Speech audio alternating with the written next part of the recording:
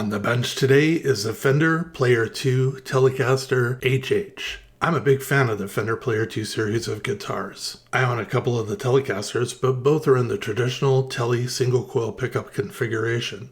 I was recently able to pick up a new Player II Telecaster HH in coral red at a really good price. I think the price was based upon the color of it being coral red, not being a very popular color. To confirm my hunch, and to be honest with you, just for fun, I asked AI to scan forum comments, product reviews, and other sources to measure customer sentiment and rank in order of popularity the 5 colors that this model of Fender Telecaster come in. Here's basically what I got back. Number 1, and this is kind of a no-brainer, is the 3-color Sunburst. It's in all models, it's traditionally the number 1 sales finish. Number 2 is black. And in this case, number 3, there's 2 colors tied. There's Aquatone blue and coral red. And then the last one, and I'm absolutely confident people are going to give me crap about the way I pronounce this or don't pronounce it, Hialeah Yellow. AI came back and said that it didn't understand why Fender was releasing a guitar in general release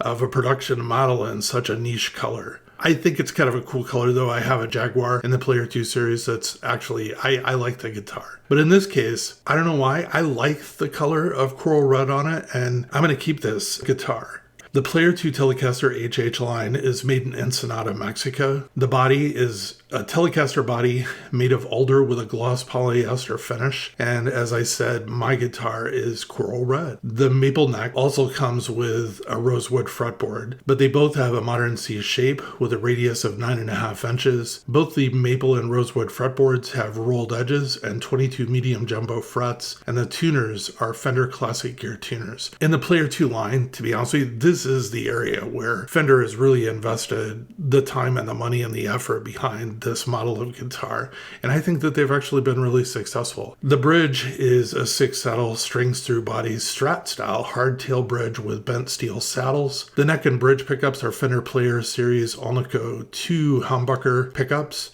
The controls consist of the traditional Telecaster 1 volume, 1 tone with a 3-way blade pickup selector switch. New, the guitar sells for $869 or less, and used, the guitar goes for, and listen to this, $424 to $629, depending upon condition.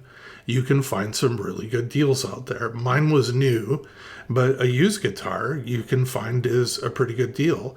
Also, you can even pick up a loaded body. That's basically everything in the body except for having a neck attached version of this guitar on eBay Stratosphere for $429 to $469 at this moment in 2025. They also have necks and empty bodies for this model of guitar. And just as a reminder, I have no affiliation with Stratosphere. I'm just giving you information. The neck on this guitar, like the other Player II product reviews that I've done, is the centerpiece of this guitar, where Fender should really get accolades for the amount of effort behind making this a solid playing experience. And I already kind of said that, but it's actually well said. I found no sharp fret edges or fret rocking anywhere on the fretboard.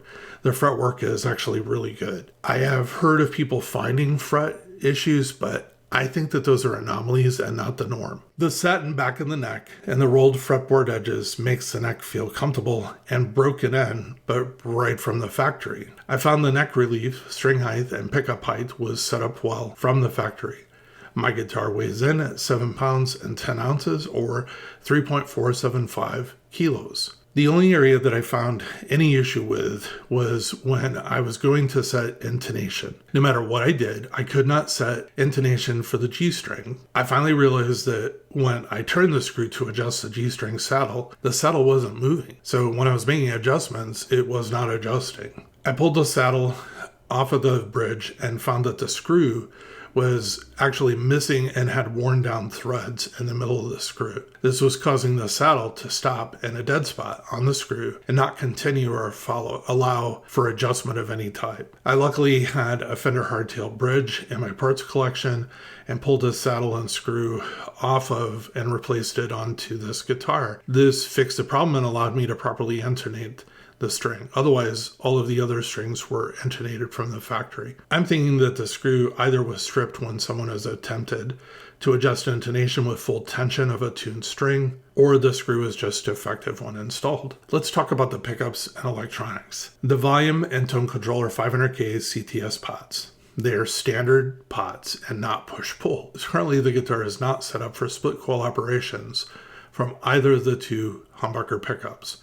The cool thing, though, is the pickups are 4-conductor wire pickups, and if you replace the two pots with push-pull pots, you could easily add split coil function to both pickups, and I think you'd go from 3 tone combinations to like 8. The pickups are excellent humbucking pickups. I am really surprised how well these pickups actually perform. They're great. They have full range of tone with clean lows, mids, and highs. There is a definite punch when needed. They have, in my opinion, a fatter, warmer tone with more output compared to a traditional Player II Single Coil Telecaster pickup. Because of this, I think that the guitar is a more general purpose use guitar than a traditional single coil guitar. Measuring for DC resistance, the bridge pickup measures 7.68 k ohms, both pickups measure 3.866 k ohms, and the neck pickup alone measures 7.45 k ohms. Measuring for inductance, the bridge pickup measures 4.522 henries, both pickups measure 2.202 henries, and the neck pickup alone measures 4.115 henries.